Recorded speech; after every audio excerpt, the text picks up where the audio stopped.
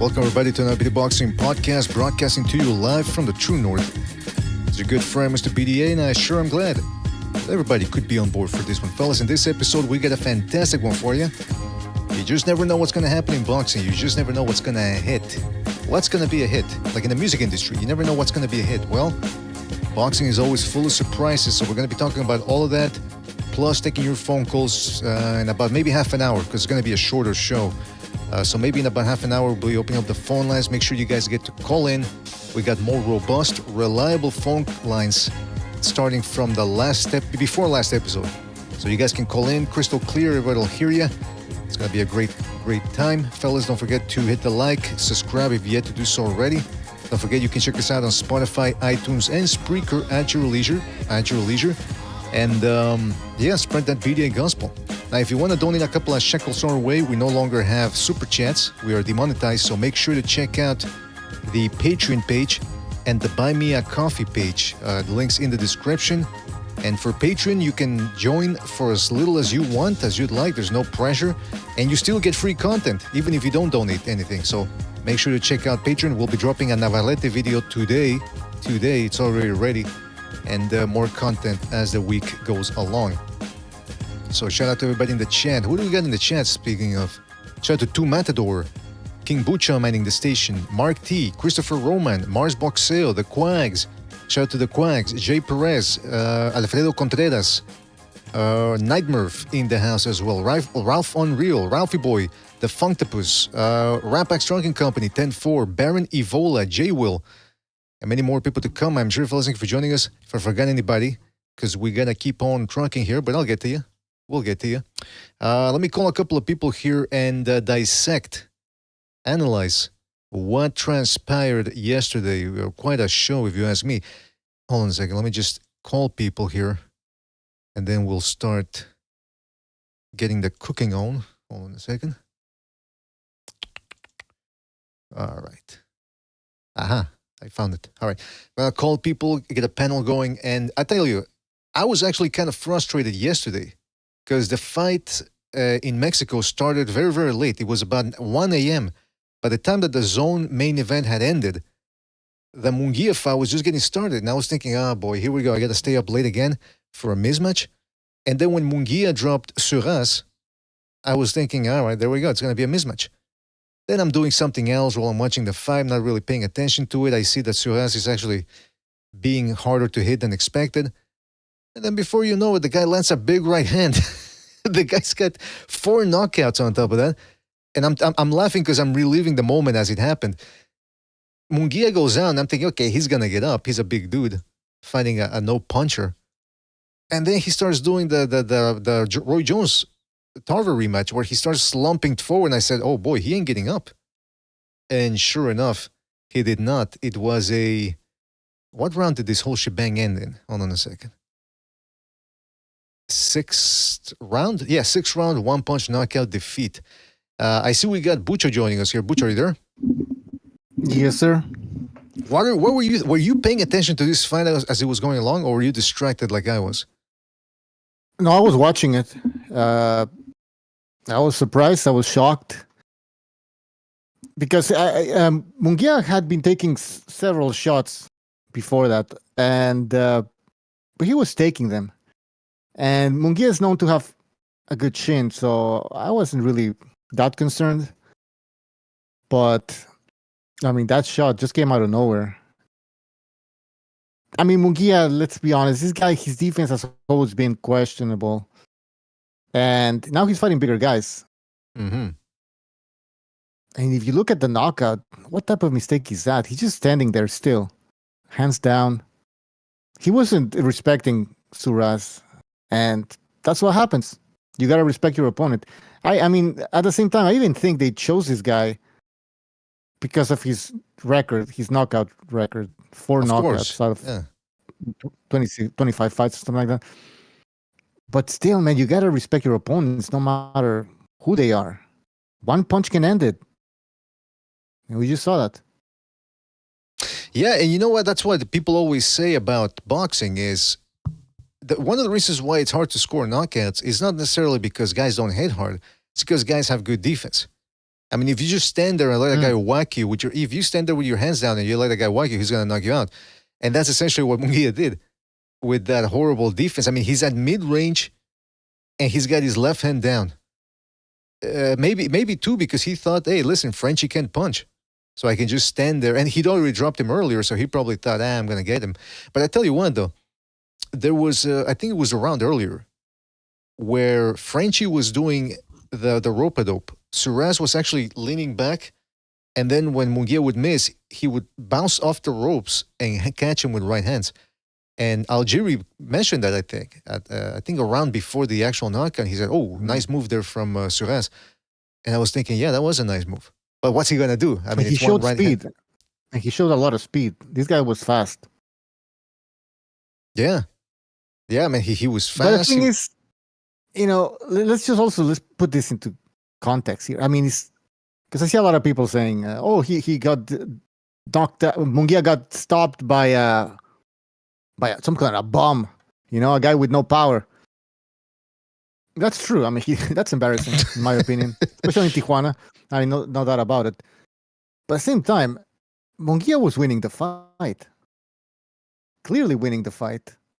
Does he win in a rematch? Who would you pick in a rematch, Mr. BDA?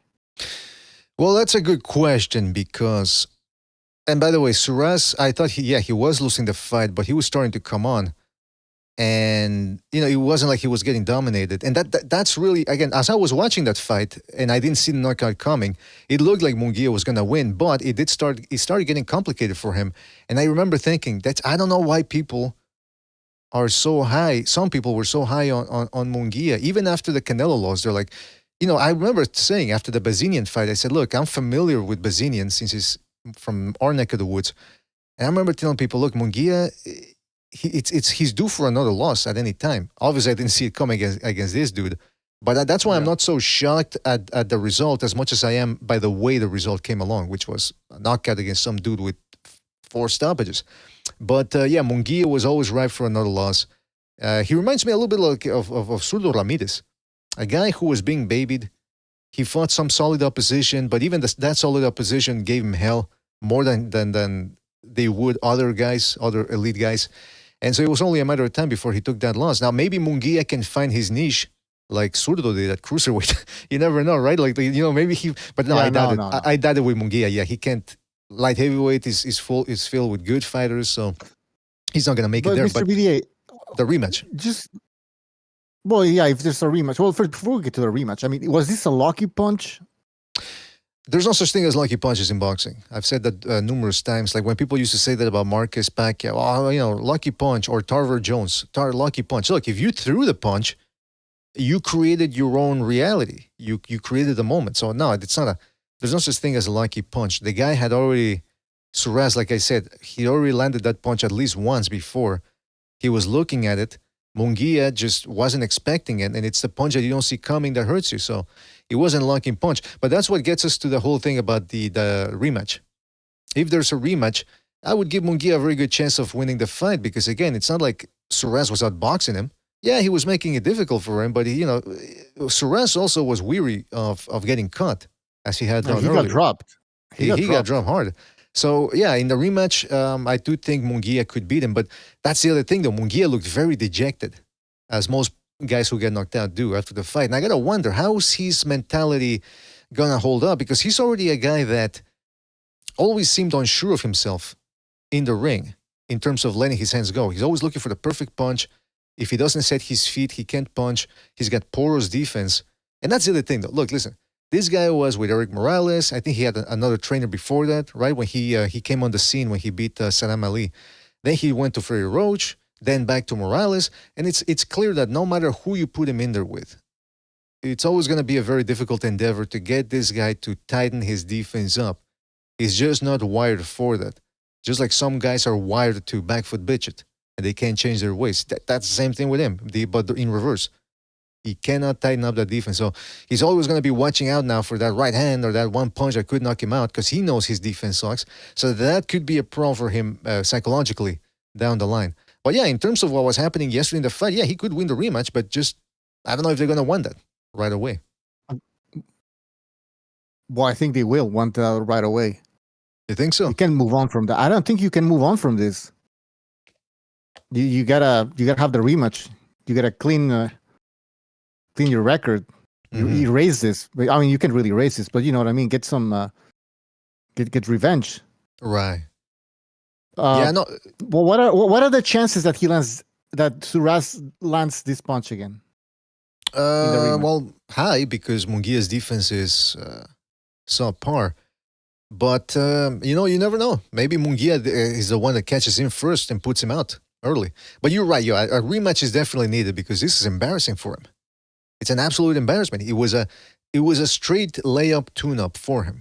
Undefeated guy, unknown, no punching power, and he comes out there and he knocks him out. Munguia was always ripe for like I said, for a loss.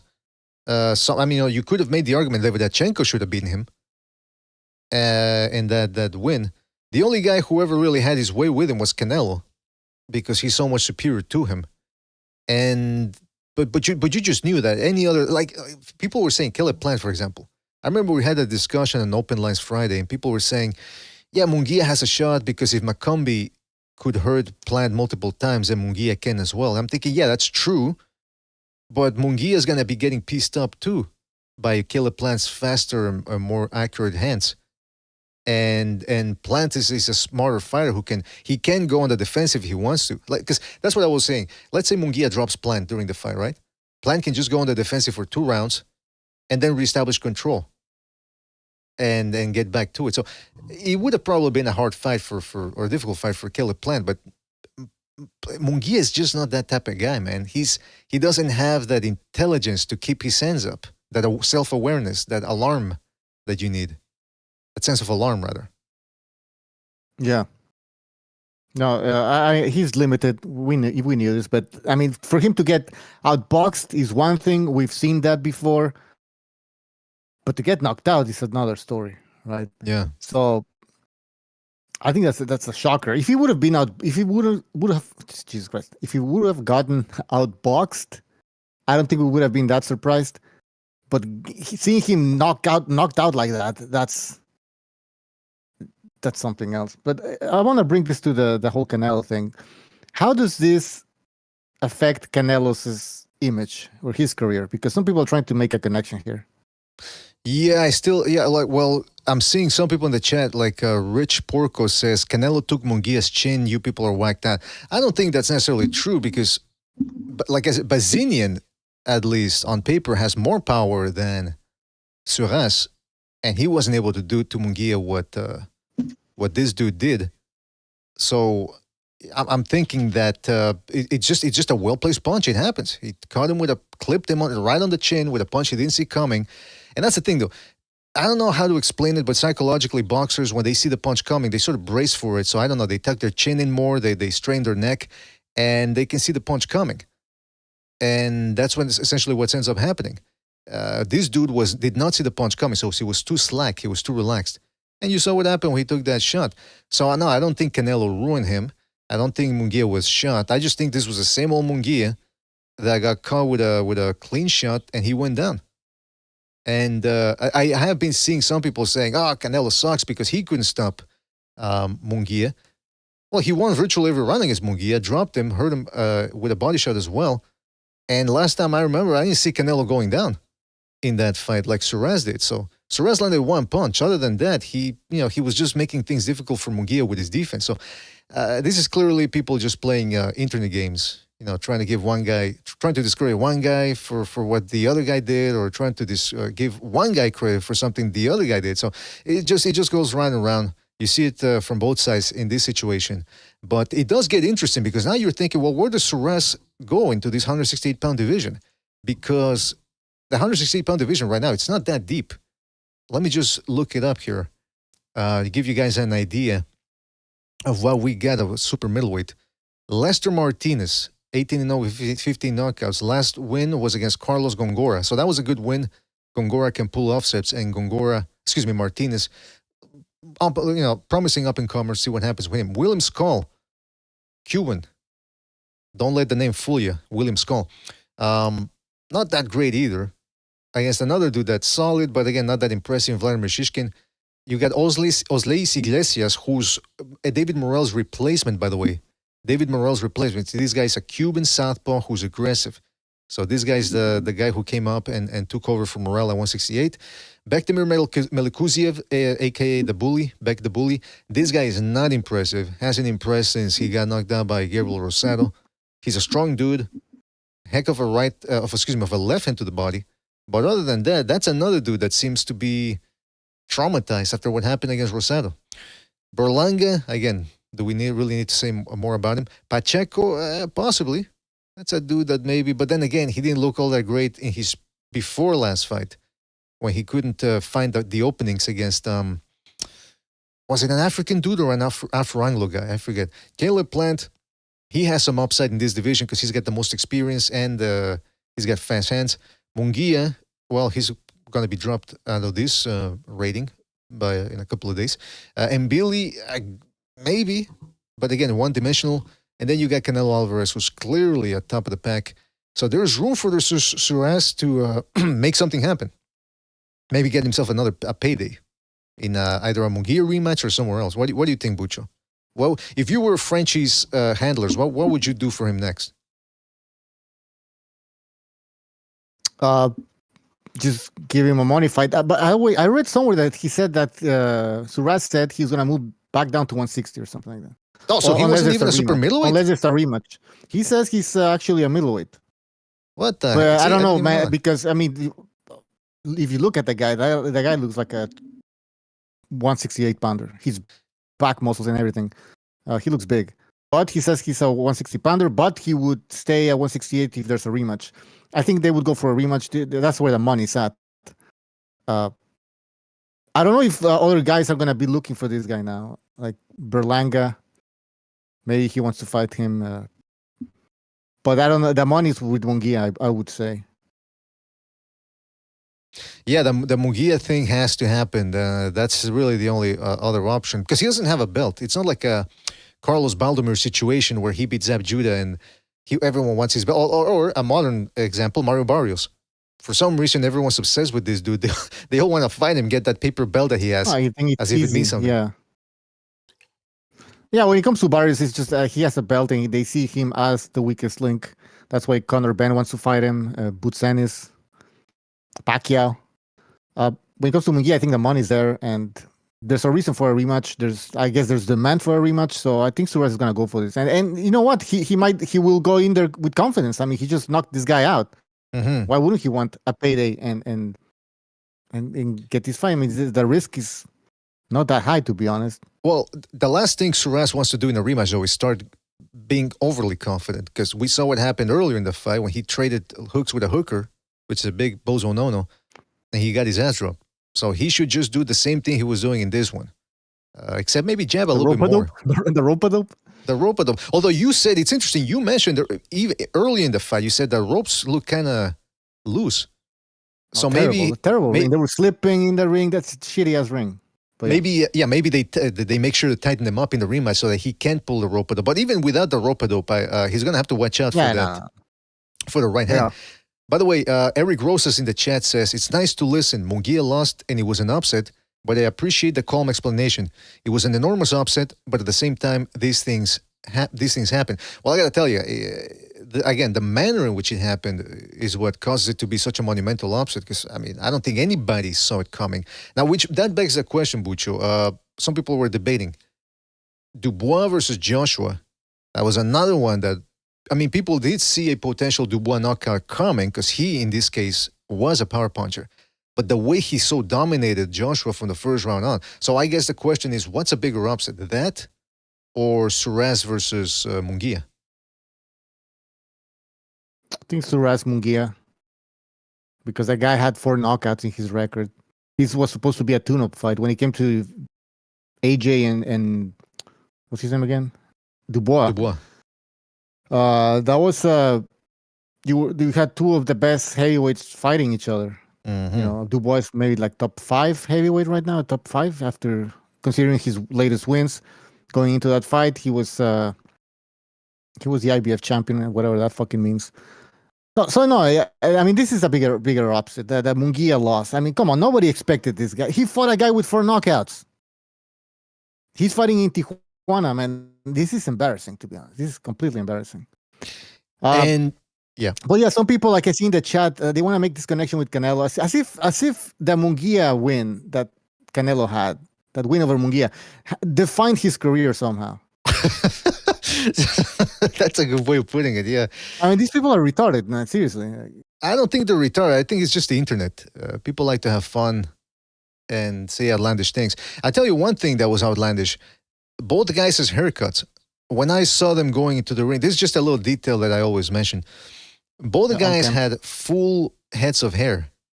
And you really don't want to have that full lush head of hair in a fight, because then every little punch seems grandiose because the hair moves all over the place. And it gets water gets trapped in there, and any little slap or something will make the sweat and the water spray out, and it looks more impressive. The punch landed looks more impressive than it actually was. So that's why you always see most boxers, they're bald or they have some sort of crew cut or something. These guys came in like it was an Abercrombie and Fitch ad, and that's a big bozo no-no. Munguia looked like he just woke up from a fucking nap. I don't want to make excuses, but obviously this guy didn't take the Frenchies seriously. Mm-hmm. Yeah, and yeah, of course Munguia usually fights like this. But if you look at the Canelo fight, after he got dropped, he fought differently, more cautiously, and in this fight, he didn't care about whatever Surace was bringing into the fight, any power, and he didn't respect him at all, and that's what happens. You gotta knock the fuck out. You gotta respect it. He wasn't even setting up his punches, no jab, no nothing. Yeah, well, that's Munguia for you. That's Munguia for you. It's like that's why I'm again. I know I'm it's Munguia, but come on. I mean, yes, but you think he's supposed to be evolving or some bullshit? No, that's what he did change a little bit though. He did. There were some changes. I mean, not major drastic changes, but this is like back to the old Munguia. I want to tell people the difference is, as I said earlier, he's fighting bigger guys. So now you're paying the price for getting. Yeah, you can get hit by a 154 pounder, 160, 168. You make a mistake like that, that's what happens. Yeah, no, you're right. But I want to make it clear. This is a perfect time to say that people who were expecting Munguia to be in some sort of evolutionary arc, to be upward arc, no, it's ain't gonna. This is just Munguia just doesn't get it. You can put him in there with Frey Roach, Eric Morales. You can resurrect Eddie Futch. He ain't gonna change. He just can't get into his. There's people like that, believe it or not. You try to teach him in the gym I'm talking about. You try to teach him something, and it just for some reason doesn't register. You need to have a certain level or type of intelligence to be a good boxer, and he does not have that. He's got the physicality, he's got the heavy hands, but he just doesn't have that stuff. By the way, Mars Boxale says BDA rocks a Puerto Rican fade like Recognize. That I did at some point during my escapade phase, but now I'm rocking the John Voight in Heat haircut. Look at that. Not easy to pull off, let me tell you. And it takes a lot of maintenance. It's high maintenance, a high maintenance haircut. So, I mean, you guys are free to try it if you want, but it's dangerous, it's risky if you're not Mr. BDA. That's all I'm saying. Before we move on and also start taking some phone calls, I just want to say that I believe that I should place Munguia in my Mexican excommunicado list. That's the excommunicated list. I created this fucking list when Zurdo Ramirez lost against Bivol, which of course we knew he was going to lose. I mean, he was the underdog, but the way he lost was just completely unacceptable in my opinion. Yeah, like he didn't even try. There's a thing of losing. You can lose, it's fine, but you gotta try and win the fight. This guy didn't do shit, and that's when Zurdo Ramirez went into my excommunicado list. I think he's redeeming himself now, obviously, with the win against the British boxer, and now he's a cruiserweight title. Although I think he's going to lose to Opetaya, but that's another story. Right. So now Munguia is on my list. He's on the excommunicado list, excommunicated. You need to create a graphic for that so we can start putting people under.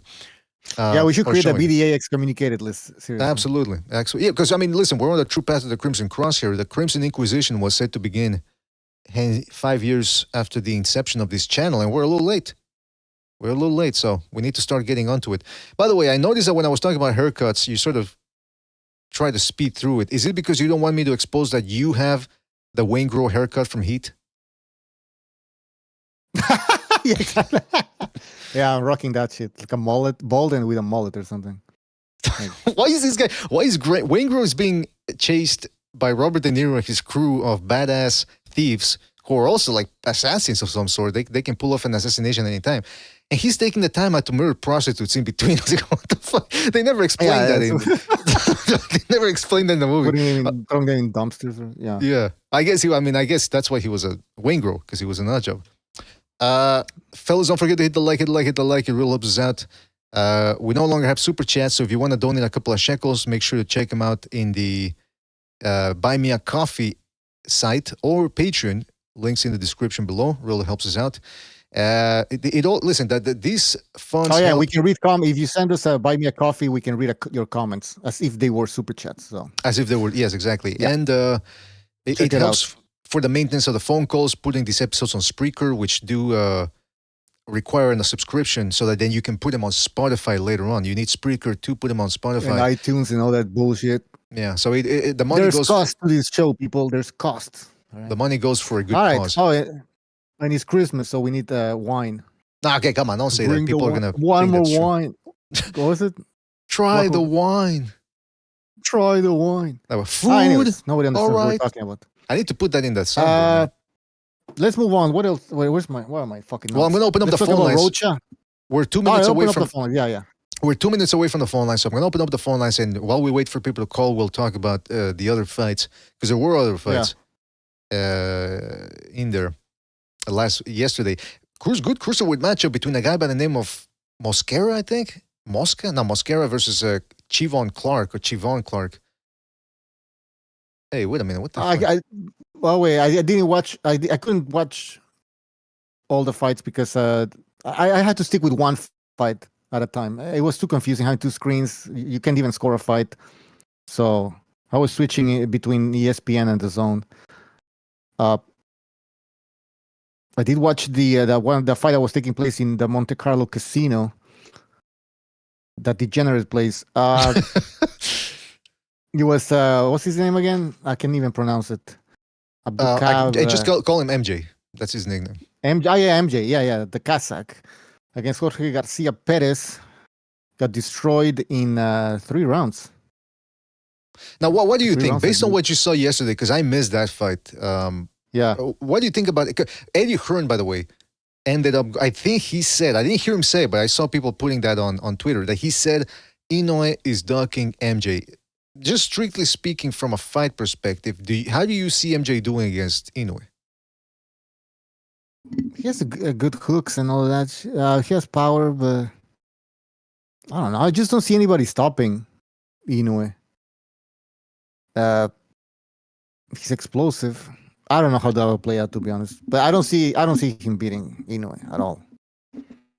Ready to connect. Click connect to show now. I wonder if people in the chat, what do you guys think that this MJ guy, is he a threat to Inoue? Let me just announce to people before we get to that question. The phone lines are open, so make sure to call in. Give us your thoughts on the big upset and all the other stuff that happened that day as well on Saturday. Again, a lot of small fights, no big mega fights, no big names, but nevertheless some good action. Yeah, okay, so MJ, I mean, you mentioned the knockout. Well, MJ, could he knock out Inoue? As we saw yesterday, it seems like anything can happen, number one. Anybody can get knocked out. If you fight like Munguia and you come in with that fucking haircut, of course, yeah. Well, yeah, the haircut. Well, Inoue does have that haircut, doesn't he? He has that. That's true. He has that Asian hair. He likes to leave that straight Asian hair grow. But he doesn't really take that many shots. K-pop star, or whatever they call him. Yeah, the K-pop star. Rock stars. But MJ is a good fighter. He's well-schooled. He's got a deep amateur dossier.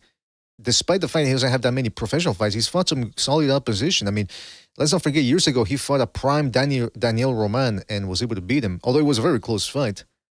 But he's a world-class guy.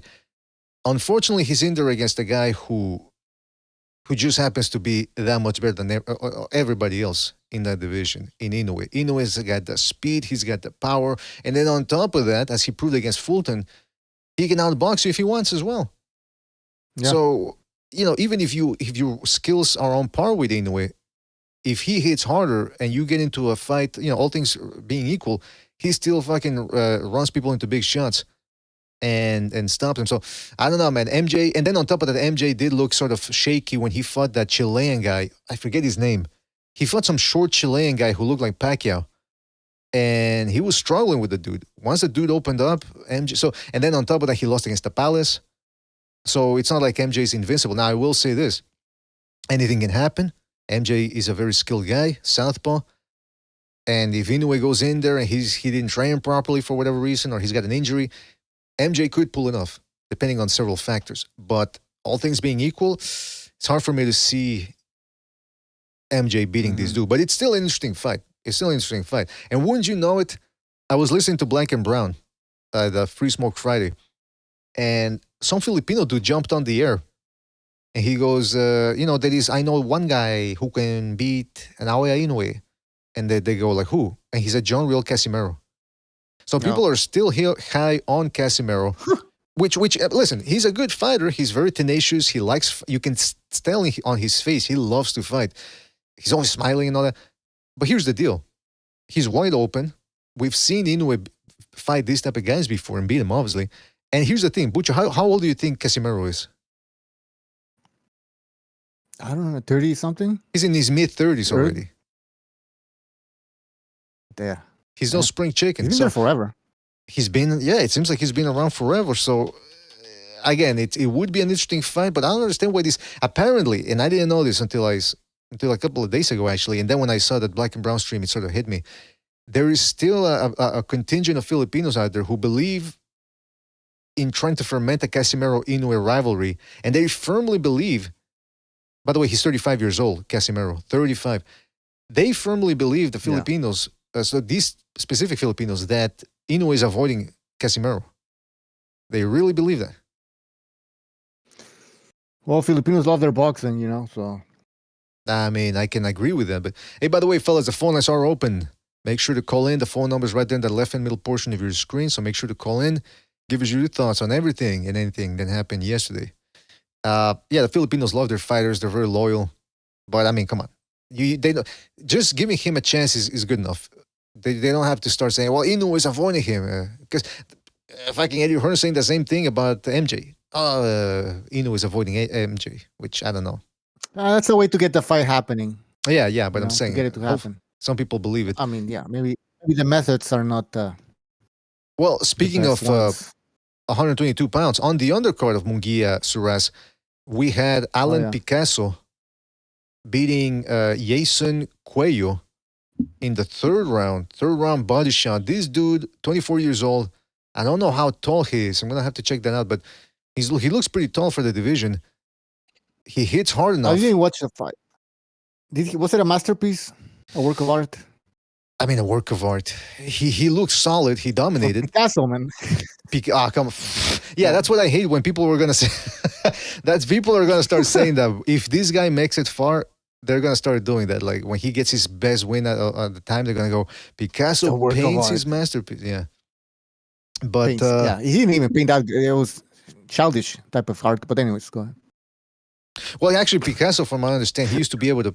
He was a conventional painter. Yeah, and then he switched it up or something. Switched it up. Well, okay. So what happened in that fight? Were you impressed by him? I couldn't watch it. I was watching another fight. I was more impressed with the Hovhannissian fight because Hovhannissian is a more world-class guy. But yeah, this dude he's looking solid. He's got good defense. He puts it. There was another dude that was fighting on the undercard, Ramirez something. I think a welterweight. Another tall Mexican. Mexicans. The Mex fighters come in two varieties: chubby or fat. Same thing, or skinny. Yeah. There's no in between. That's how they. Yeah. But that's what he is. But that dude, he was punching and then dropping his hands. He got caught with a bunch of overhand shots. Whereas Picasso, you can tell, well schooled. He'll punch. He'll bring his hands right back up. In other words, the time between his offense and defense, switching back and forth, is very short and therefore good. So it was a good fight. I still think it's a little bit too early for Inoue. I mean, the guy's 24 years old, and some people could say, yeah, but why not now? Right? Bucho, you're sort of like that sometimes. You're like, well, why not just make it now? Why not put the young in there against him? It's true. If he loses to Inoue, what's the worst that could? The worst that could happen is that maybe he takes a beating that he never recovers from. But I point to Azuma Nelson when he fought Salvador Sanchez at the last minute. He ended up getting stopped, and then he went on to become an all-time great, perhaps the greatest fighter to hail from the African continent. So that loss didn't really hurt him all that much. In fact, they You actually can learn bolstered. from a loss. You can learn from a defeat. Yeah, exactly. So, but I still think it's too early for Inoue now at 24. You can still make it at 20. If he's 26 or whatever. But then again, the risk is that Inoue moves to 126 and they lose that. So we'll see what happens. But I thought Picasso looked good in that one. The other fight that took place yesterday, Fight of the year. you thought it was fight of the year? People are saying that. People are saying that Alexis Rocha versus what's his name? Raul Curiel. Curiel is Raul, right? Yeah. Raul Curiel was fight of the year, candidate for fight of the year. I don't know. I don't know if it was fight of the year though. You're right. After I watched it and everything, I wasn't thinking about that, but I did think that it was a very entertaining fight. Well, what is the fight of the year of so far? Is I don't know. it Bohashok versus Ortiz or? Let's ask the people in the chat. Because the What's only the one fight of the year, guys. the one that comes to mind immediately, is Bohashok Ortiz, because Bohashok was walking through some hellacious shots. Then he drops Ortiz twice. Ortiz looks like he's tired in the middle rounds, like he's about to pass out, but he always comes up with something big. So, to me, that was the fight of the year. Rich Porco says Fury Usyk. Yeah, Fury Usyk. That was especially at the highest level, of with everything on the line. That was that. I was surprised how entertaining that was. I was expecting a boring affair, and yet turned out fantastic. So yeah, that's a good one. Quentin Lassiter, shout out to him. He says Barrios versus Ramos. Yeah, that was a good one. That was a good one on the undercard of Jake Paul Tyson. Bernhard Bernard says. Oh yeah. Bernhard says Beterbiev Bivol. Nah, that. No. Yeah, it was a notch below because so much wasn't happening early on. I still maintain. I rewatched that fight, Bucho, for the 2024 most shocking moments segments that we're working on, and I still think Bivol edged it. Yeah. I think he won the fight. But it was close, obviously. It was an entertaining fight for us boxing fans. When we knew who Beterbiev was, a heavy hitter, Bivol a boxer. So I guess for us, we found it very interesting. But in terms of action, if you take a casual and you sit him down and you tell him to watch the fight, he's not gonna be like, "Wow, this is fight of the year." That's just my opinion. No, yeah, I agree. I mean, it was a good fight. Don't get me wrong. And something tells me the rematch could be better because maybe this time Bivol says, you know what, I don't think I need to move that much, or maybe Beterbiev starts earlier and it becomes more entertaining. I don't know. Fellas, don't forget to call in. The phone number is right there in the middle left-hand portion of your screen. Call in. I just posted it in the chat. We're going to be here for another 20 minutes or so then if nobody else calls in because there wasn't that much to talk about from yesterday. But what were we saying? Okay, so yeah, but Rocha versus Curiel. Yeah, Curiel, some people were making it a big deal out of him. Olympian, big puncher. I don't know. I thought he looked limited yesterday. By the way, he's 29 years old. So technically, well, not technically, Rocha is younger than this dude. Rocha is 27, I think. So Curiel really needs to step it up quickly. And I think yesterday we saw his limitations. One thing that surprised me was that Rocha, Sergio Mora kept talking about it. It's like, Rocha cannot deal with big punchers. He can't trade with big punchers based on what happened after the, what was the name of that fight, that Mexican dude that ended up losing afterwards? Anyway, he can't trade with that. And it's true, he couldn't. He actually showed up and boxed a little bit more against Curiel, and he was beating Curiel. He looked to be ahead against Curiel by boxing. And then his trainer goes, okay, you know what? I think now we got to pressure him. He actually said that. He said, okay, you know that what? was a plan. By the way, did we even say the outcome of the fight though? Oh, yeah, it was a draw. It was a draw. Yeah. It was a draw, yeah. Rocha, the judge Pat Russell gave the fight 116-112 for Rocha. And then Lou Muret, I don't know how to pronounce it, Fernando Villarreal gave it 114-114. So it was a majority draw.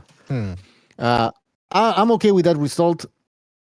But I had Rocha winning 116-112. Could have been 115.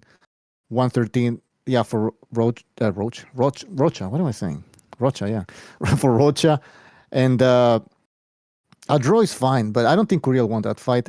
And what you were saying about Rocha, how he was outboxing Curiel, and then he reverted back to his old self, where he started trading. I think that was a plan because Rocha said that the plan was to take Curiel into the latter rounds, deep waters, as they say. And he thought that down there with his experience and everything, he was gonna have an advantage. But I don't. I think doing that made the fight even closer. Yeah, I mean, exactly. so Yeah, maybe that was a mistake. I think But, so. I think so. yeah. It's interesting. He Both showed guys were. his chin though. He has a good chin though. He kind of like redeemed himself from that loss against Santillan. Santillan. Yeah. Santillan. Yeah. Yeah, because that's the thing though. I just remember the name. Santillan. Santillan was more of a consistent guy, whereas Curiel just couldn't seem to trap Rocha in there. It's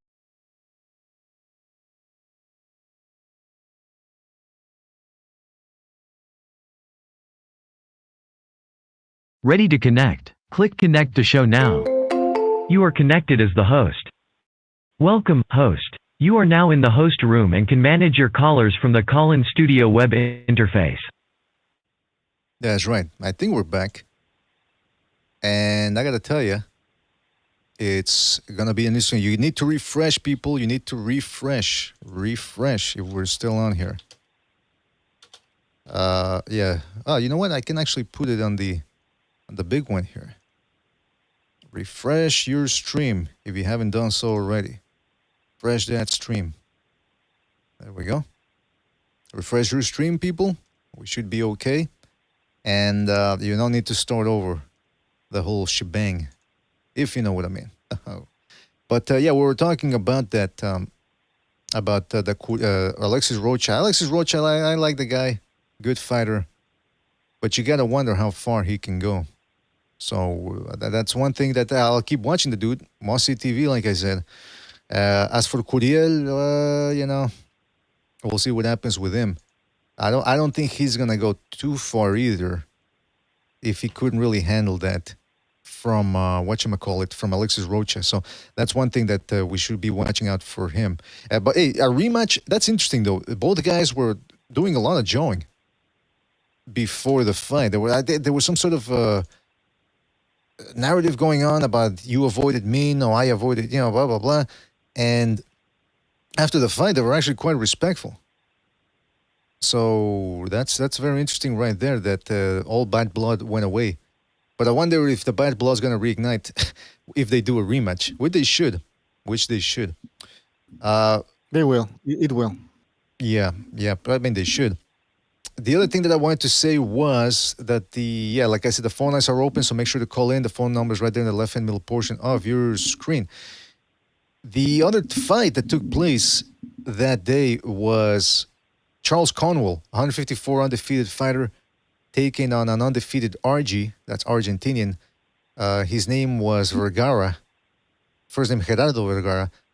And this dude, Vergara, was a solid guy. On at least if you watch him physically, he's strong and all that. But I'd watched some of his fights earlier this week. He looked slow, not even that great of power. He fought another dude over there in Argentina, and that dude missed a punch.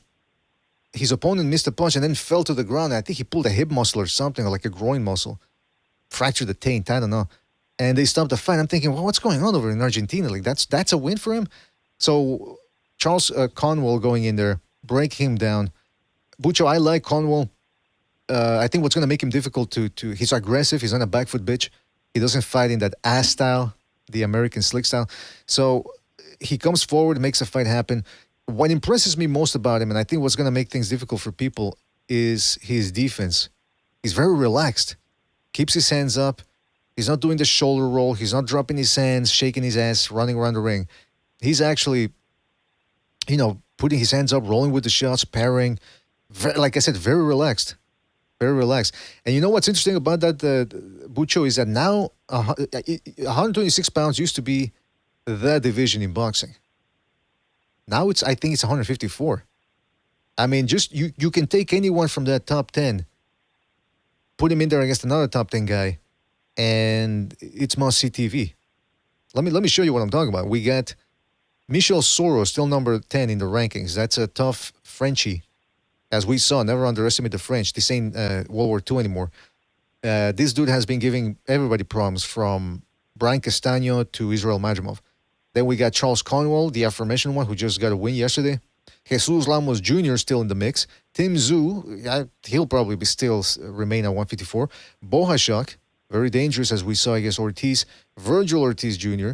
Murtazaliev, another dangerous guy that just came out after he stopped Tim Zhu earlier, a couple of months ago. Fundora still in the mix. Madrimov in there.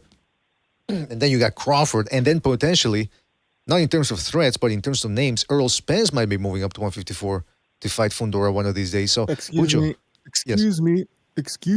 Where's Charlo? You know what? You just reminded. Yeah, that's true. Where's Charlo? No, you think he's still the champion? That's a good. Yeah. I don't know if he has any belts, but he's the lineal champion still. Guys in the chat, Should Ring, because we can't access Ring Magazine. It's still under construction now, or reconstruction since the Sheik bought it. But so I can't see the rankings. But did they ever officially drop Charlo from as the champion? Somebody let us know. King KO says Charlo is trash. Okay, you know what? Bucho. Let me ask you this. Charlo, the version of Charlo that beat Castaño versus Terence Crawford, do you think it's a mismatch for Crawford, or how would you see that one going? I think it's a close fight. I think Charlo can hurt Terence Crawford. Crawford isn't looking that good. I think he's looking old, if you ask me. I see it as a close fight, to be honest. But the thing is, you're asking me about that Charlo. Now, does that Charlo even exist anymore? But I don't think so. I don't think so. We haven't seen this guy. Hey, by the way, real quick. Samsung in the chat says, yes, Charlo doesn't hold a ring title anymore. And then Bernard says, I don't think so. I think he's still technically lineal. Well, he can be lineal. Should be. If people want to hold him to that. But if Ring Magazine took the title away from him, then that, that's what I was interested in. I don't know. What's lineal now? You don't need the Ring Magazine belt to be a lineal champion, That's a good point. We got Sobers jumping in here. Sobers, are you there? What's up? What's up, Bucho and BDA? I was going to say, I just looked up to see if he was still the champion, and it said he was stripped after that DWI arrest. Oh, so it wasn't even inactivity or anything. It was him crashing out. It's interesting that the WBC suspends Ryan Garcia for a couple of naughty words, but they don't sanction anybody else for what they do or what they. But then the Ring Magazine, good for them, saying, you know what, they're taking a stand. You're driving drunk. That's dangerous. That's irresponsible. That's unchristian. And they decided to take the title away from him. Now, I don't know if I feel great about that, but part of me does feel like, hey, at least they're taking action against action and not against words. BDA, do you feel born again? No, I don't feel. I know I'm born again. And I got the power of the Holy Spirit in me, which allows me to do anything. Are you okay with that, Recognize? You got a problem with that? Or? Because we can solve that problem right now if you have a problem with it. Whoa, okay. I just said yeah. I'm sorry, Recognize, that wasn't me. That was the Holy Spirit. That was the exaltation. Wait, how can you get your title stripped because of that? Like, it doesn't make sense. Yeah, you know what? That's what what part. Yeah. Wouldn't you get your title stripped for not fulfilling your obligations? Yeah, that should be the only reason why they would take the belt away from you if you're not defending it. Right. I mean, what's another reason for stripping you away from the title? Like stripping the title away from you? It seems like they make up their own rules as they go along. It all depends on the characters that are involved. Yeah. You know what? You know what? Recognize that's why when the Ring Magazine's title started, which I think was in 2002, in opposition to the WBA creating the super version of their title, I was on board with it. But ever since Golden Boy took over, they have this editorial panel that decides the rankings and all that, but we don't know who they are. It's like the MPA or the FCC. We don't know who these people are. They're faceless bureaucrats who make these big decisions At least, symbolically, at least in boxing. We don't know who they are. At least ESPN, they let you know who's voting. Ring Magazine, as far as I know, I think there's a list of people available somewhere, but we don't know how they're voting. I think they should make it transparent about, hey, listen, this dude voted for this guy voted for that guy. But recognize he's right. Who the fuck are these people? I believe all these guys that, once they get into these positions of power, they become corrupt. They do the same shit, I can remember Oscar De La Hoya when he was younger. You would just think like that's a guy who's doing things the right way. He's fighting all top 10 contenders, or the champions. And he comes into this, promotional shit, and he's just as bad as all the other guys. Yeah. I mean, I was weary from the get-go when he bought, when he bought Ring Magazine was 2008, and they promised that they weren't going to meddle with it, and then 3 years later, they ended up firing the editorial board. That's when I said, all right, yeah, that's something. I mean, a few months or weeks, whatever, after he bought it, De La Hoya bought it, we saw Adrian Broner ranked number 5. No, you're getting your timelines mixed up. I don't know. I just remember seeing Broner there in the top 5 pound. Yeah, that was years afterwards. That was years. That was years after, man. I don't know. We was but still, as well. Your point stands. Yeah, that the fact that they had Broner, who was being managed at the time or promoted by Golden Boy, that was a super big red flag, man. Oh yeah, that's 2013 or something like that. Yeah. Okay, forget. I'm way. Well, anyways, yeah. What the fuck, man? Broner number 5, embarrassing. Well, and they have Tank Davis now, still in their lower rank. I mean, at least they don't have him top 5, but they have him in the top 10. When he hasn't done, I like Ring Magazine. I respect what they're trying to do with the rankings, with the belt and all of that. Mm-hmm. But the pound for pound list, I don't like it. They don't really think highly of Tank Davis when they put him in the top 10, but they put him in the lower half. They're like, we're just gonna throw you in there. Yeah, they need an American name in there. But it's interesting though. Speaking of Ring Magazine, Michael Benson, who's one of the guys who's always on Twitter and who says, according to or as per blah, blah, blah, and then he'll give you some breaking news. Turkey Al-Sheikh apparently bought his Twitter account. They bought him out. And they changed his Twitter page from Michael Benson to Ring Magazine. So essentially what they did was the Ring Magazine official Twitter account didn't have as many subscribers or followers as this dude. So they said, let's just buy your Twitter handle, change the name to Ring Magazine. That's it. so now that's the way it is. If you want to follow the official Ring Magazine Twitter account, it used to be Michael Benson's account. So, and I don't know if people saw, but the Sheik also is already showing some preview issues that are going to be coming out, complete with posters and everything. So this dude is willing to sell, spend a lot of money in boxing, not just the fights themselves, but now a print magazine that's they're notorious for losing money nowadays. Print magazine, so print media rather. So it's real interesting to see what happens with Ring Magazine. Even that their website is still under reconstruction right now. You can't access it. Al-Sheikh got that Arab money. He sure does, man. He sure does. He's trying new things, which I like. He's like the Ring Magazine. He's adding a comic book inside. I think at some point he's going to be doing that. The poster. I'm so excited. No, but you know what I mean. It's but it's true. It's like, what are we, little kids or something? Like, a poster. No, but the trailers for the fights. The video movie-like trailers. The trailers are interesting, but I mean, he's trying something new. Mark T. What boxing needs, man? Mark T says BDA would never sell his channel to Turkey. Butch, I don't know. Would we do that? What's our price? I was thinking about it. What's our price? I mean, come on. If Turkey buys, think about it. If Turkey buys the BDA organization, he gets all the dick jokes, all the copyright dick jokes for free. He gets our fantastic. This showing halal, man. Yeah, that's true. That's true.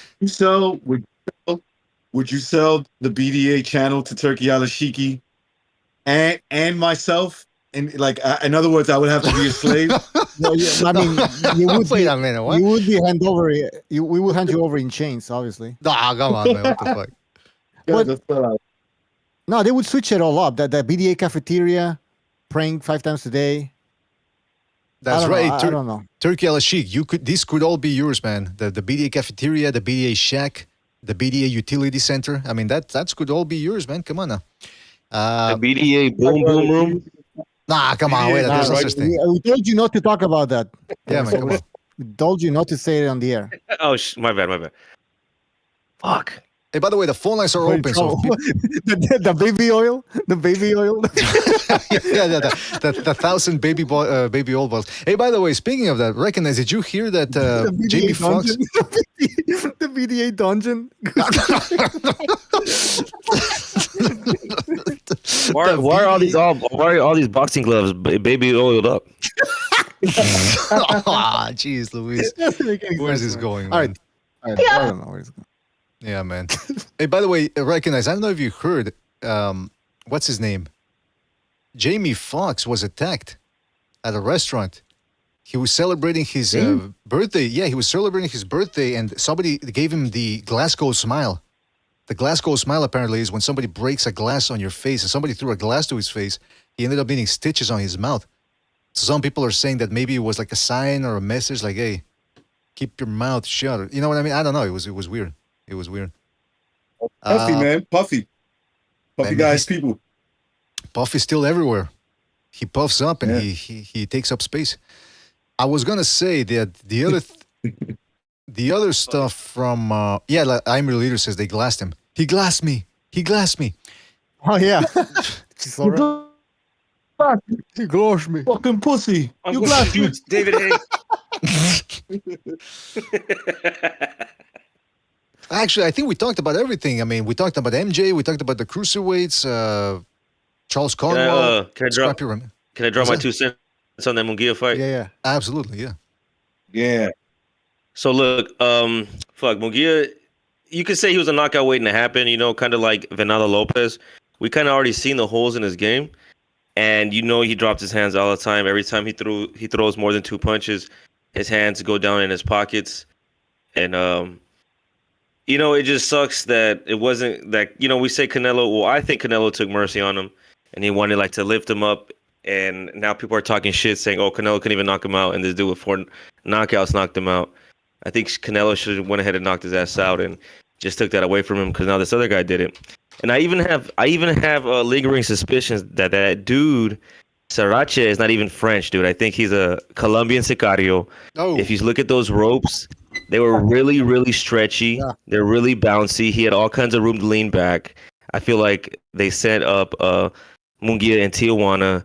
There's all these rumors about his lady being, some fucking some trick in the city.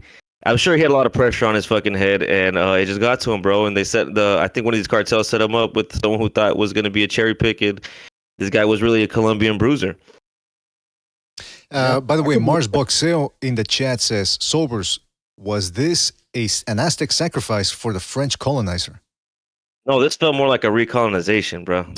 This dude was trying to reinstate the Mexican Empire, dude. Like, what the fuck? All right, now we got a phone call. To the indigenous looking Mexican. There's always been. Exactly. All right, let me go to a phone call here. Let's go to 713. 713, you're on the air. 713, what's on your mind? And thanks for having me on the show. About Munguia, man, he lost. He got TKO, but it just, I don't know why people are like surprised. But this is why the other fighters, they just watch and hate on him. He already fought Canelo. He was not going to get very far. I don't know if they were thinking about he was going to get the passing of the torch. That wasn't going to happen. But this just shows that Golden Boy is actually pretty good, even at matchmaking now. Because for a while, they fed him opponents, right? You can see it with Rocha. What's his name? The welterweight that fought. Yeah. he's not gonna be that good. You know, I mean, he's competitive, but he's not gonna be that good. And then that dude, they call him Bad News. The bad guy. He's a Golden Boy fighter now.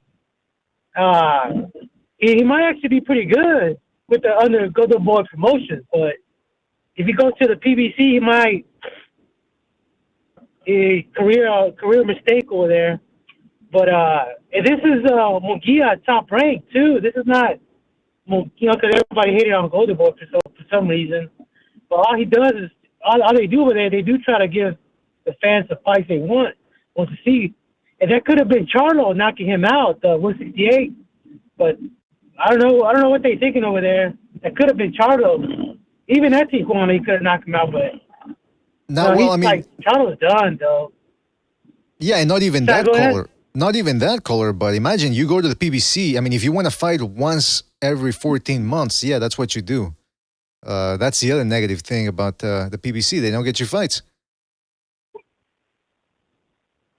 Yeah, this was saying that it was a fourth fight for the whole year, Munguia's fight, and he gave us that performance. But either way, I'm not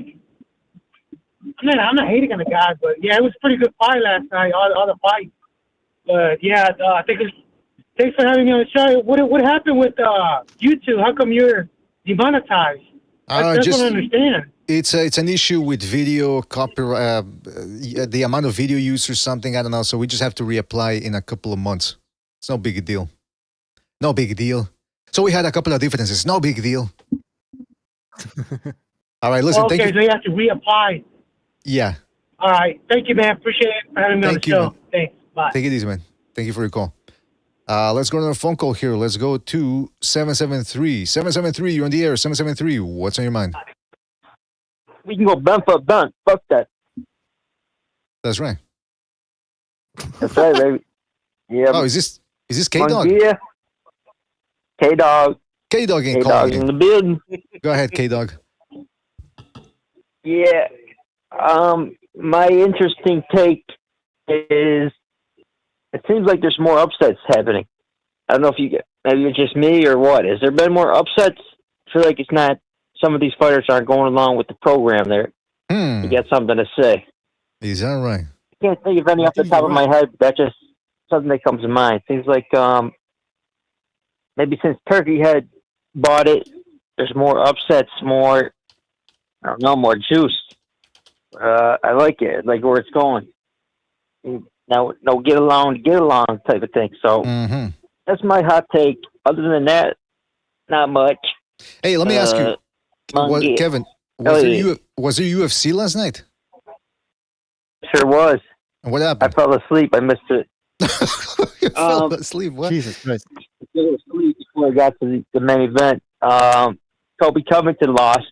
I read that the next day. But other than that, yeah, the fights, he's washed. A lot of these fighters are washed. I feel like that's what it needs to come down to. These guys need to retire. UFC, they stick around way too long to collect that payday. Because in UFC, they allow losses. Like if you're an exciting fighter and you take an L, it's not the end of your career. Like in boxing, where man, you got to keep that undefeated record, or fans say you're done, you're washed, it's over. And MMA, they allow, as long as you're an exciting fighter, you're bringing fans, they're going to keep you around. And I think that could be a detriment because these guys, it's time to retire, man. Someone like Weidman, Clay Guida, even Colby Covington, you got to go. It's time for the young bug. It's a young man's sport. That's right. And these guys stick around too long. They need someone like... I mean, boxing... Go ahead. Need someone like who? They need someone to tell them, like, hey, man, hit the road, Jack. Hit the road, Jack. That's right. The problem is, where are you going to get paid $500,000 for 25 minutes of work? Wait a minute. Unless you're robbing banks. Who in the UFC is getting paid $500K for yeah? So these big names, former champions. I make 500,000 in my sleep. That's right. Because you took the Wes Watson course, right? Recognize? Right. That's right. Yeah. That's right. That's passive. He's been watching Grant Cardone. That's passive income off the back end. All right. Well, K-Dog, anything else you want to say? I'll leave you to it. All right. Have a good Thank you one. for your call, man. Good here. Yeah, there you go. The customary shout out to K-Dog. Fart. I was going to say, Fart. yeah, Silver said something like Wes Wassenish earlier when he said, I don't think Canelo beat him up. I think he beat him. No, what did he say? He held him up or something. And I think He held back, bro. Yeah, that's what Wes Watson said. Remember, he says, I'm not calling you out. I'm calling you up. And I was like, what? What's this guy talking about, man? That's exactly what Canelo was trying to do to Munguia. He was trying to get him to step his game up. But you know what? He couldn't. You know what? He couldn't, BDA. You know what I'm starting to think? I'm starting to think this fool's not even Mexican, bro. You see his face? He got one of those Olmec faces. He might be from I have a homeboy, bro, that he's from Guatemala. He's like 6 feet tall. And everyone just thinks he's a tall ass Mexican. And he doesn't correct anybody. I think Munguia is fucking from Guatemala. He was dropped off in one of the caravans in the 90s. They found him in a dumpster and they made him into a fighter. You're turning into what? So are you telling me Munguia lost his Mexican card? Is that what you're saying? I'm saying he never had it. What's up with that chin? Well, I said earlier. What's up with that chin? What's up, baby? Before you guys came in, I said that What's going on there? I excommunicated Munguia from the Mexican boxing community. There you go. Can I tell you what that performance looked was like to embarrassing. me? You know what that punch looked like to me? It looked like a guy. I don't know if you've ever been in the gym. There's some pretty good street fighters. They'll get in the ring. Some of them are actually pretty strong, and they'll have their moments. But what do? They keep their fucking hands way too low. Yeah. And that's it. That's it. Of course. Look at the. That guy threw a nice little punch straight down the middle, and that's your chin right there. It's like amateurish. Yeah. Anyways. Yeah. Amateurish. Yep. Hey, by the way, BDA, you want to? Yeah, I'm gonna read them. But you know, I said Waingro earlier. I said you had the Waingro haircut. Yeah. That the actor who played Waingro actually did stand up. I don't know if it was a couple of years ago, or whatever, but he went in with the Waingro haircut and he had the bathrobe on and everything, like at the end of Heat when he gets shot. Look at that. I think that's him. And he said, I think his opening line was, "I'm a cowboy looking for anything heavy." That's insane. Anyway, I'm just surprised. I don't even know if that's really him. Shout out to Frankie Says for his contribution to the Buy Me a Coffee. He says, that Canelo win aged like milk. Never too high on Munguia. He was getting countered by that brute Brunello. A lot of counter hook, rabbit punches. This guy is going to be a force. I think. Love the show, BDA. Bring back LT. Well, I mean, it's not a question of bringing him back. I mean, he stopped coming here. So, and I told him, I said, hey, you're going to come back to the Open Lives Friday. It's not the same without you. So shout out to Frankie Sense. And yeah, like, listen, this Munguia, the only time I was looking forward to watching him level up or whatever was when he fought, when he beat Saddam Ali so many years ago. Because yeah, then you can only imagine what the upside was going to be. But then he started looking bad in most performances. And that's what happened. After certain performances, I just said, you know what? I don't think this guy's going to be all that great. Shout out to Chris K, aka Undercover Asian, for his contribution to the Buy Me a Coffee as well. He says, while I see that the frog's right hand was picture perfect, right on the chin at a great angle, I think it's also clear that it was probably a case of Munguia's chin finally cracking from a career of getting hit clean. You know what? I never thought about that because I'm not taking away credit from the Frenchie. I do think it was the perfect punch. But yeah, now that you mentioned it, Munguia did take a lot of punches throughout his career, so it's possible. Anyway, Chris K continues by saying, regardless, although Munguia never seemed like a villain, it's satisfying that a cherry pick finally backfired. Still much appreciation for Munguia, giving us so many interesting fights, though with the caveat that they were usually against older or smaller opponents. Yeah, I think that's why so many people are reveling in the fact that he lost. Nobody in boxing, nobody likes a cherry pick, and especially a guy that was sort of pampered. So this type of performance really does light a fire under boxing fans, keisters. And finally, shout out to Garza Rafael Jr. Oh no, wait, is that Rafael Garza? Yeah, I think that's Rafael Garza. For his contribution to the Super Chat, he says, Ring Magazine will have a subscriber if they have a monthly Playboyish centerfold. will have a subscribe. Well, they used to do that after Golden Boy took over. They started having Green Card Girl of the Month or whatever. And some of these girls, Clarissa Shields. Bucho, you know what? I think we're gonna kick you off the show. We're gonna revoke the BD board is gonna revoke your, what you might call it, founder status. Yeah, BDA in a rare double whammy decision. We're taking Bucho and Munguia's Mexican card. Yeah, that's true, man. I mean, come on, Bucho. Clarissa Shields, man. I mean, every time I see this picture of Clarissa Shields naked, that ESPN cover that they did, she looks like she smells bad. I can smell. All right, man. Jesus Christ. I'm just saying, don't talk about smell. Wow, okay. You bring up Clarissa Shields. I like how you bring up Clarissa Shields. Like and onions? Then I bring up Clarissa Shields, and then stop talking about Clarissa Shields. You brought her up. Yeah, exactly, Bucho. Hey, You don't want to brought up. can you can you show everybody the Wayne Grow haircut again? Because I think that they should add that to the game Undisputed. They don't have that? I thought they used to have crazy As haircuts. a DLC skin touch. Oh, but they should add the Wayne Grow haircut. In Definitely. the old Just games, saying. they used to Wayne. have. In the old games, they used to allow you to put crazy haircuts. Are you telling me they don't do that now with the new one? There are some crazy haircuts, but they should add more. They should add the Wayne Grow one. It's legendary. Grim Reaper's coming for you. Or what he say? Grim Reaper's got a date with you or something? What the fuck? Fucking maniac. All right. He told her, he said, you know who I am? And then he says, I'm the Grim Reaper. Yeah, something like that, right? Yeah. Joseph Pretty Vona sin- in the that's some chat. sinister shit. Joseph Vona says she smells bad. That's crazy insulting. Well, I mean, fuck.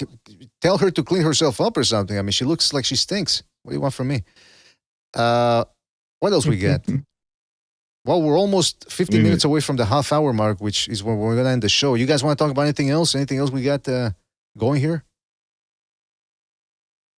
I just want to add on again to the cope. As most paisas, Munguia is overworked. They caught him, at the end of a hard year. He fought one of the best guys in his division, the best guy in his division, and then he decided to take on an undefeated opponent and then another undefeated opponent. Yeah. The knockout ratios is like, it's negligible. I mean, it's embarrassing, right? But I mean, when you're fighting, bro, you're fighting. These dudes are the same size. If you get caught clean on the chin like he does consistently, I mean, you don't have to be a knockout artist to knock somebody the fuck out. When you hit him that clean over and over. And he was rope-a-doping him. He kept leading him into that fucking punch. Right, and he's fighting bigger guys. Like I said earlier, we know that Munguia gets hit pretty easily. He could get away with that at 154, 160, but now 168. I mean, you're gonna eventually one of these punches is gonna knock you the fuck out. But they never saw. So I have a question for you. What do you think about these people who are trying to make a connection with this Munguia loss and Canelo? They're trying to discredit Canelo somehow by saying, "Oh, look, this Frenchy guy knocked him out in 6 rounds or something." Canelo isn't that good. He's fighting bums. That guy was getting shit out of, though, before he knocked out Munguia. Munguia was piecing his ass up. It's just that he got too careless. That's what I was saying. Exactly, guys. Well, yeah, go ahead, Nurse Source. I'm saying, yeah, these guys, they get caught. And, I mean, yeah, you could say, I'm saying the four knockouts is what really looked bad, because I don't think anybody's surprised that Munguia got knocked out. Because it happened. I mean, because it's kind of what we eventually expected, right? And Canelo himself said, whether you believe it or not, he said he was kind of pulling back some of his punches. But then even then in the Berlanga fight, he dropped him. He couldn't finish him. This is y'all guys got to realize this guy's a 154, 160 pounder fighting in a division at 168.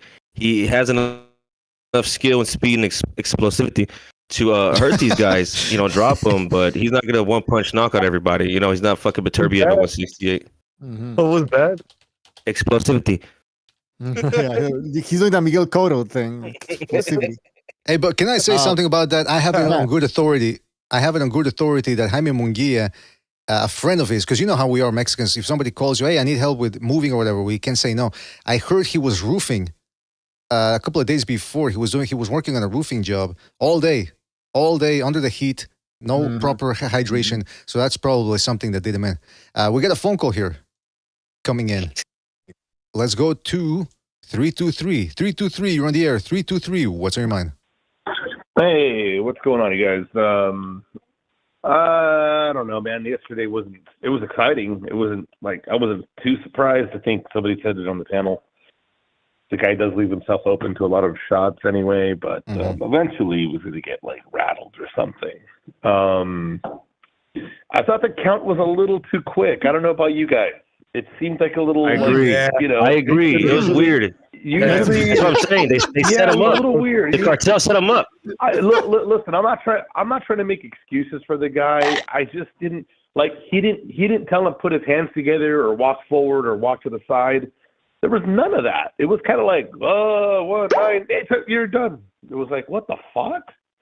At least give him like, I don't know. I think his recovery skills are pretty good. He's been rattled before. He's got his bell rung before.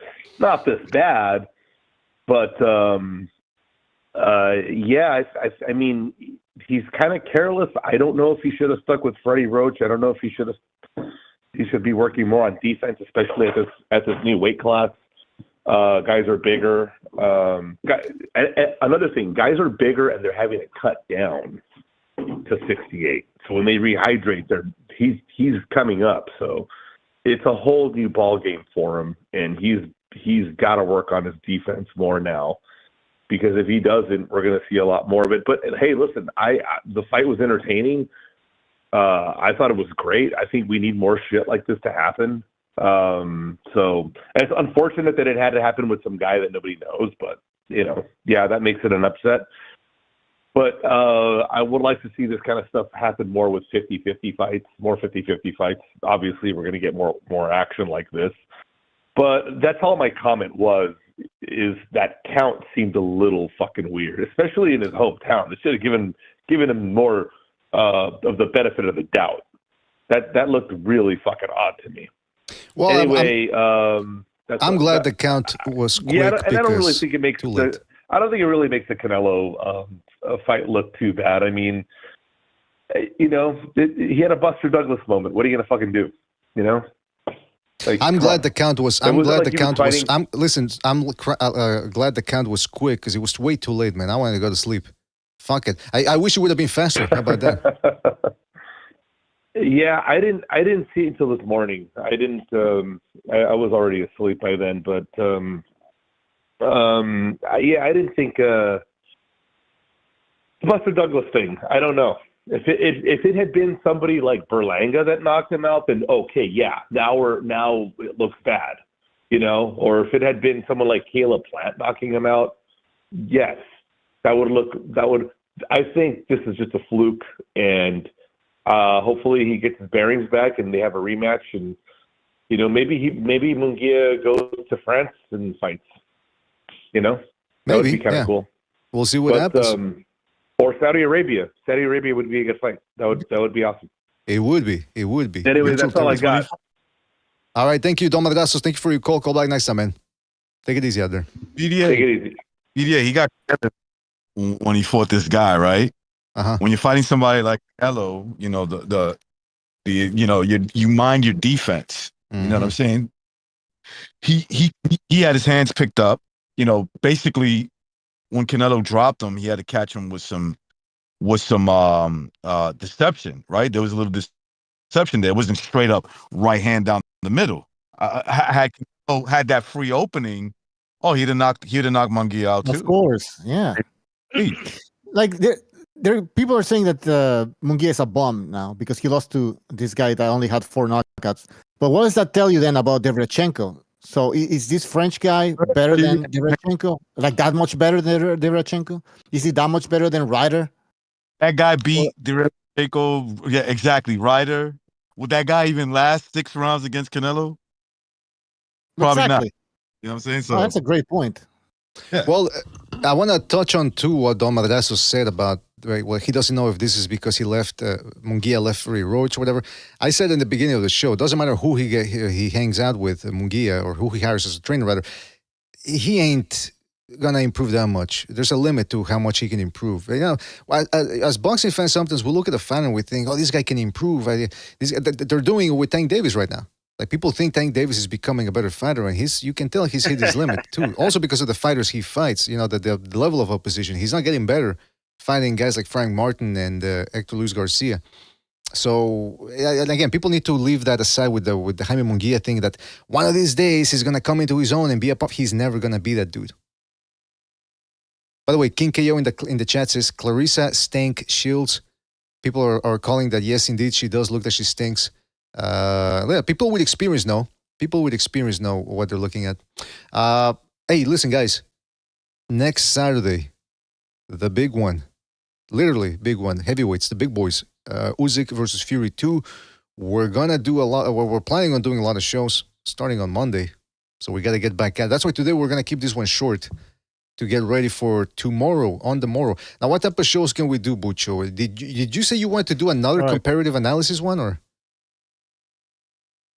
Yeah, we could do that. It's gonna be different, obviously, because we've seen them in the ring. We know that Usyk actually has more power than what some people believed. He hurt Usyk. Sorry, he hurt Fury. So yeah, we can do that again. The comparative analysis. I will do or host call-in shows so we can take down more predictions. So far, we only have like 5 predictions. We'll add more predictions, and then you can do that show. So that's 1, 2. We'll have an Open Eyes Friday. Maybe we'll even have a countdown show, but we'll see. We'll see. Well, yeah, we're gonna have a bunch of shows basically. I'm looking forward to that one, man. I don't know about you guys on the panel, but I'm very curious to see. I don't know if I think Fury is gonna switch it up. I don't know if it's gonna be effective, but it should be interesting. It should be interesting to see what he can do there. Yep, it's gonna be a different fight for sure. And Gonzalo, who was on a winning streak with his predictions, he just predicted that Tyson Fury will stop Alexander Usyk. Uh-oh. Did he give a prediction for the Munguia fight? Good question. No. Now, that's the thing, I don't think anybody did. I don't think anybody did. Yeah, you're right. Yeah, no, we didn't talk about that. He would have lost. You're right. Nobody got that right. I'm pretty sure you're gonna find somebody who says, "No, I called it right," and it's some guy. You look at his account on YouTube, and he just started it yesterday or today or something. You can't. I've seen Surace coming 10 years ago. I knew he was going to be. Yes, I knew Surace since he was a baby. I've been wiping his ass for years. Like what? For years. So while we were on the subject earlier, we all brought up Canelo. There was something I noticed that he does, a feint that he does that I guess Munguia kind of was biting against Surace too. Because he was getting roped to dope, and he like flicks his left arm out, almost like a switchblade. I'm gonna coin that term. He has Canelo has a switchblade feint with his left hand, and he makes his opponent think that, I'm gonna go low or I'm gonna go high, and he'll just keep showing the switchblade, and then he'll eventually, he'll crack a left hook up top or down below, and depending on how the opponent reacts, he'll keep using the switchblade to make them fake, to feint them out and to go to the opposite side again. So. Yeah, that's a coin I'm turning. That's a term about a coin. The switchblade feint. The switchblade feint. Like as if we need more fucking hipster terms for boxing. But you do what you gotta do. We'll put it right next to the bow and arrow jab and right above the corkscrew punch from Triple G. Yeah, I used to call it the. I had a name for it. I forgot that the car jack. Yeah, he needs to low jack it. He needs to low jack as well. He's a low jacket. Yeah. But. The Fury Usyk, man, I'm looking forward to it. Unfortunately, the undercard is very thin. It's a bunch of guys, British guys, and then you got Bohashok fighting a guy who's been run through before. Although, don't be surprised after you just see what happened yesterday. Don't be surprised if Bohashok gets caught. This dude, I'm not. He keeps his hands up, and that's why he's durable. But if he gets nailed on the chin, he's got that pencil neck that is very susceptible to knockouts. So don't be surprised if he gets caught again, the way he did against Brandon Adams. But yeah, Usyk Fury. Hey, listen, we're gonna talk about that more as the fight goes along. I see Reckon has already dropped off. Oh, he's back, and yeah, that's about it. The pay no mind list. No, man. I mean, you dropped off. I said, why is he dropping off? I mean, but actually, we are gonna end it now. Again, it was a short show because there wasn't that other than the upset from yesterday. There wasn't much to talk about in terms of drama. Right. There was Yeah. There was Rocha and Curiel. Yeah, we talked about that. Oh, yeah, If you want to talk about it, yeah. That was if you a wanna that was a draw, right? Yeah, yeah. It was a great fight. Some people are calling it the fight of the year. I don't think it was the fight of the year, but it was pretty exciting. Yeah, it was a decent fight. But that's like I think the only other fight of significance that really happened, right? Yeah, pretty much. What's the upset here? Munguia in this German guy, whatever the fuck he is. What did you ask? What's the question? What's the upset of the year? Oh yeah, some people are saying that it's the upset of the year. I don't know about that. I have to. It has to be, man. We were talking about that It was earlier. like negative 2,500 the odds on Surace. Yeah, we were talking about that earlier, that this is a bigger upset than AJ Dubois, because at least we knew Dubois had a puncher's chance, and he's a top contender. This dude was neither a contender nor a puncher. And so I think, man, I think that's why this has to be the upset of the year. By the way, AJR in the chat says, BDA, second renaissance about the drones. I've been watching a lot of footage about the drones, and I said, you know what, if I compile all of them, I could probably do a second renaissance, but it's just, I got other stuff to do here. So maybe at night, if I have a chance, we'll just do an open lines second renaissance and just get people to give us their theories on what's going on with the whole drone situation. Recognize, are you still in New York, or? Because I was going to ask if you've seen the drones, because I know it's the New Jersey, New York area, but. Oh, yeah. I've seen videos of them hovering around Jersey, and I heard that some plane flights out of LaGuardia got canceled. I don't know how true that is. Yeah, I mean, because they were flying over the airport. By the way, Juglisi. What? He says, I know someone who lost $2,800 on Munguia. Whoa. Jeez, Luis. Hey, by the way, it's bad enough living in New Jersey. Now you got fucking drones flying all over the place. Come on. Give the New Jerseyans or whatever they call them a break. Come on. But by the way, shout out to Chris K for his contribution via the Buy Me a Coffee. He says, Surace posted on this on social media. That punch had the spirit of Maximilian behind it. Be ready, Mexico, for the second coming. Vive la France. I mean, come on. now they're turning this into France versus Mexico, man. What's going on here? We need to get some colonize BA. I mean, They're trying to establish the Mexican Empire again. What the fuck? Yeah, but I'm just saying it's, and we need Canelo then to step up like a Mexican revolutionary and show Surace what's up.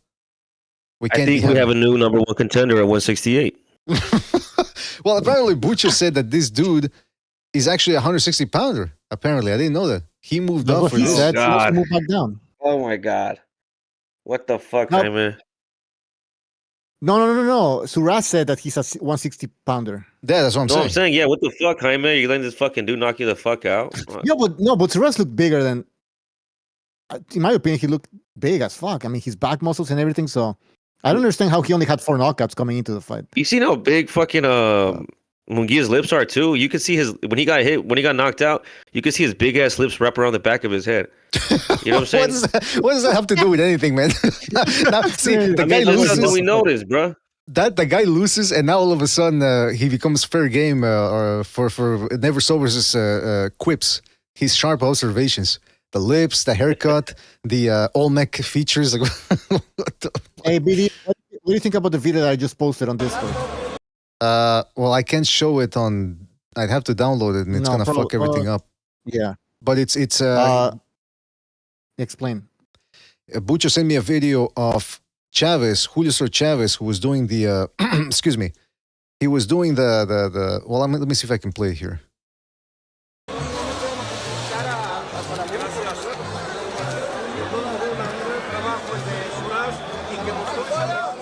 He's like, look, man, you're Mexican to me now.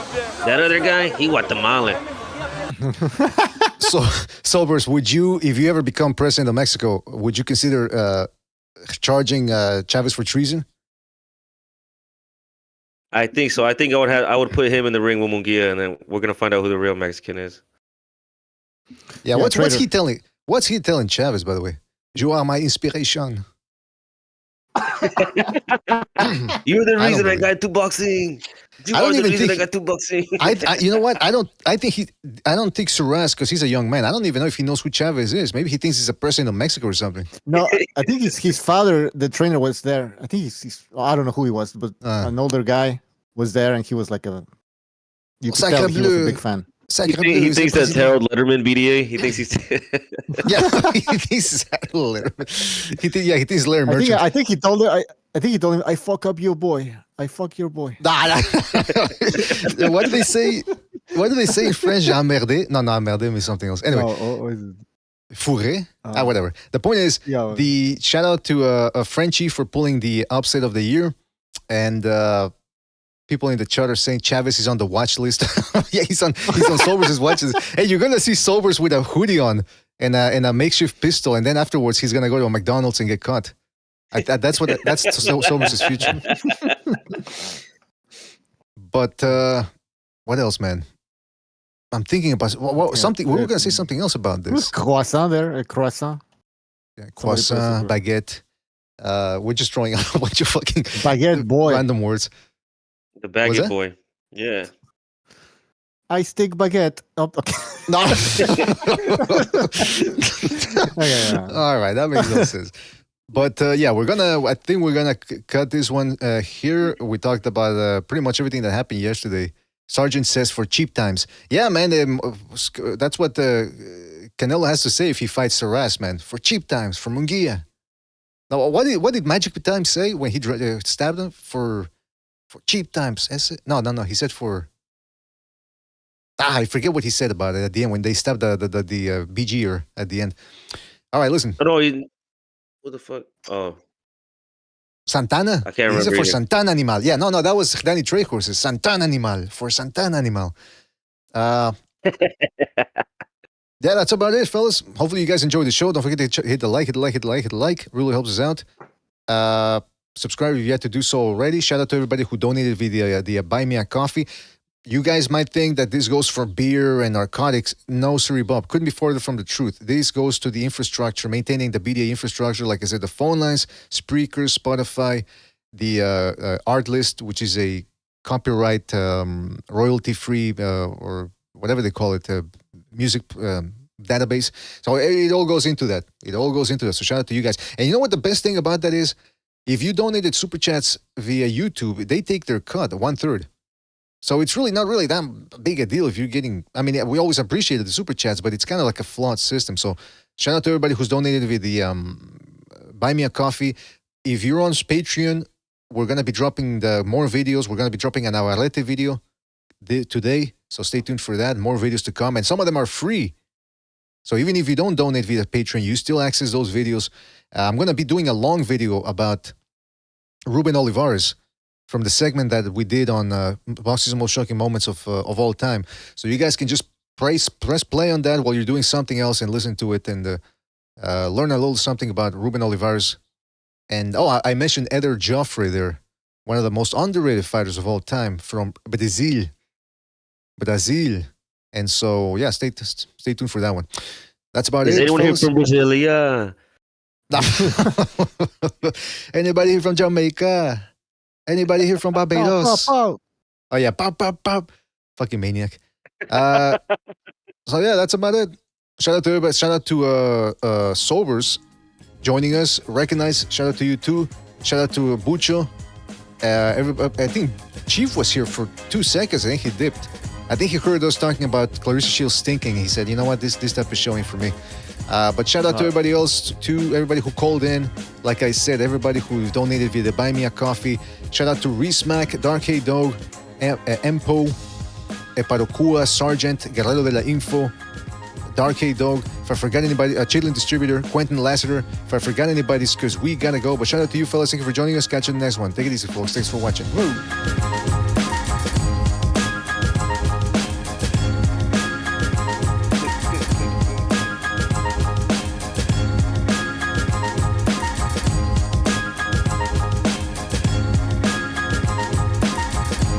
Ha ha ha ha ha.